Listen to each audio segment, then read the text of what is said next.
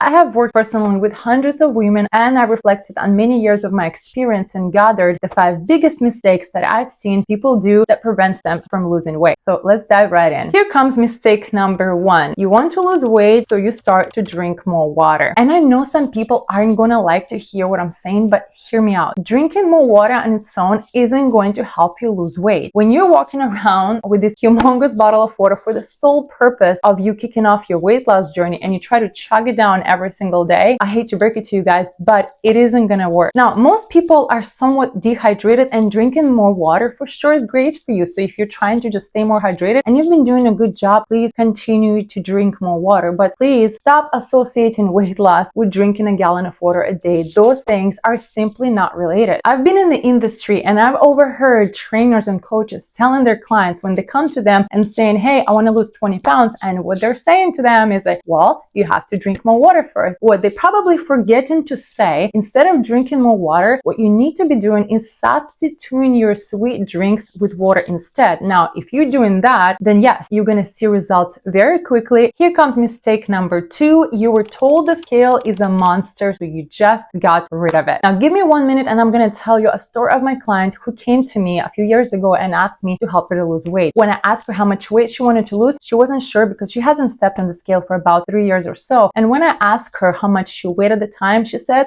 probably about 200 pounds. And so I told her that in order for us to start the process, I really need to get on the scale. She refused. She was really traumatized by the scale. And so I said, okay, let me look at it for you. You can look forward and I'm going to see what your weight is so that way I can monitor your progress. So here we go. She steps on the scale and I see that she actually is 245 pounds when she thought she was about 200. I haven't told her where she was at because I didn't want her to get upset. One day when I was checking her weight again, she by accident looked down and she saw where she was at. And of course, she was really disappointed. She was really sad. But this was the moment for her to realize that something needed to change. And in the next 3 months, she lost over 25 pounds. See, guys, I understand this topic could be uncomfortable for a lot of people. And you can tell me like, well, I hate the scale. I've been having toxic relationships with it. And I understand that because I've been there too before. There's a big difference between lose weight and trying to change your body composition though. If you're just trying to change your body composition, then you don't need the scale. Absolutely don't. Because all you need to do is eat more protein and working out, and slowly but surely your body composition is going to start changing. Mistake number 3, you have heard about intuitive eating and you started following this trend to lose weight. Guys, here is the problem with intuitive eating, and that problem is that our food intuition is very messed up. I mean, I don't know how else to say it, but it's true. And honestly, it isn't really our fault. It's not your fault. It's not my fault. It's the fault of these big companies who spend millions and millions of dollars making highly processed and highly addictive foods, which is so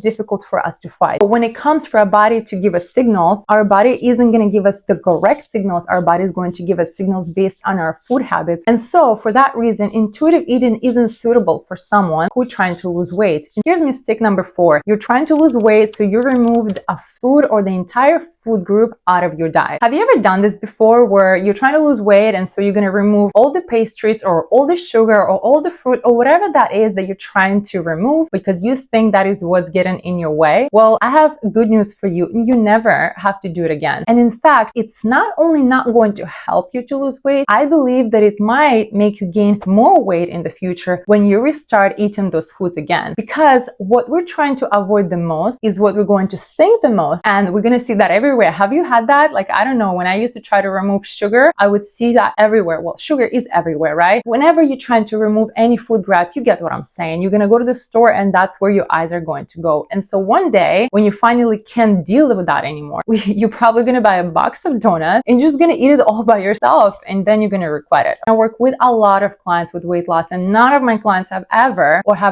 told them to remove any food item or any food group from their diet just because I know this is not going to work. And by the way, if you're interested in my workout or nutrition programs, I'm going to link it here in the description to this video. And here's a mistake number 5, which prevents a lot of the people from losing weight, is that you're you're eating Monday through Friday very well and clean, and then you enjoy yourselves and forget about your goals over the weekend. And this is a tough one because I agree life needs to be balanced out, and if we don't have balance, usually we become very unhappy. However, when it comes to weight loss, what this really usually leads to, and I've seen this a lot with my clients, you become so frustrated because you are making a lot of sacrifices for 5 days in your week, and then during the weekend you're enjoying, which scratching over all the things that you have accomplished for the 5 days. And then on Monday, when you're trying to see some results or difference, you don't see it. You're so much more likely to give up. What I want to encourage you to think about is that weight loss is a goal that is not going to go on forever. And when we're trying to reach any goal in life, a lot of the times we do need to do a little sacrifice. In this case, that might involve not getting with your friends as often or not having as many dinners with your family. But that is something that's going to stop at some point because it is so much easier to maintain the shape than getting into shape. Trust me, I've been there before many times. You're going to get that balance back in your life. And in the meantime, you just have to focus on your goal. Thank you so much for watching. I would really appreciate it if you leave me a comment down below whether you like what I said or maybe you disagree on some of the things that I just said. Either way, see you in my next video.